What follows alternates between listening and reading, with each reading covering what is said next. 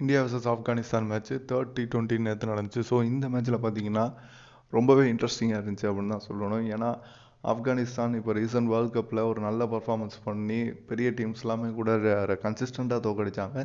So semi-final ஸ்பாட்டுக்கே அவங்களுக்கு ஒரு இடம் இருந்துச்சு, ஒரு சின்ன லாஸ்னால வர முடியல. ஸோ அதுக்கப்புறம் இப்போ அவங்க கிரிக்கெட்டை நல்லாவே இம்ப்ரூவ் பண்ணியிருக்காங்க. ஸோ இந்தியா கூட 3 மேட்சுமே ஒரு நல்ல பர்ஃபார்மன்ஸ் தான் அவங்க பண்ணியிருக்காங்க.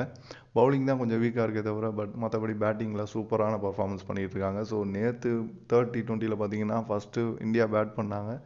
பேட்டிங் பண்ணி ஃபஸ்ட்டு எஸ்எஸ்வி ஜெய்ஸ்வால் உடனே அவுட் ஆகிட்டாரு. ஸோ அதிரடியாக ஆடணும் அப்படின்னு தான் 2 பேரும் வந்தாங்க, எஸ்எஸ்வி ஜெய்ஸ்வால், ரோஹித் சர்மா.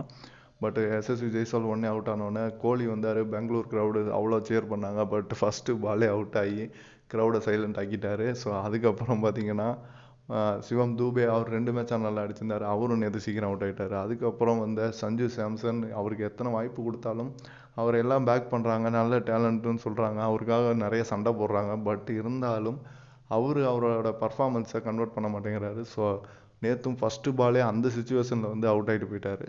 ஸோ அதுக்கப்புறம் பார்த்தீங்கன்னா ரிங்கு சிங் அண்டு ரோஹித் சர்மா 2 பேரும் சரியான பார்ட்னர்ஷிப், 190 ரன் பார்ட்னர்ஷிப் போட்டாங்க. ரோஹித் சர்மா செஞ்சுரி போட்டார். ஸோ 121 ரன் அடித்தார். இந்தியா 212 ரன் டார்கெட் வச்சாங்க. ஸோ ஆப்கானிஸ்தான் ஜெயிக்காது அப்படின்னு தான் எல்லாருமே நினச்சோம். ஆனால் அதுக்கப்புறம் பார்த்தீங்கன்னா ஆப்கானிஸ்தானோட ஓப்பனர்ஸ் செம்மையாக விளாண்டாங்க. ராமுல்லா குர்பாஸ் அண்டு இப்ராஹிம் சட்ரான் 2 பேருமே செம்மையாக விளாண்டாங்க. 2 பேரும் 50 அடித்தாங்க. ஸோ ஸ்கோர் பார்த்தீங்கன்னா 100 ரன்னை தாண்டிடுச்சு.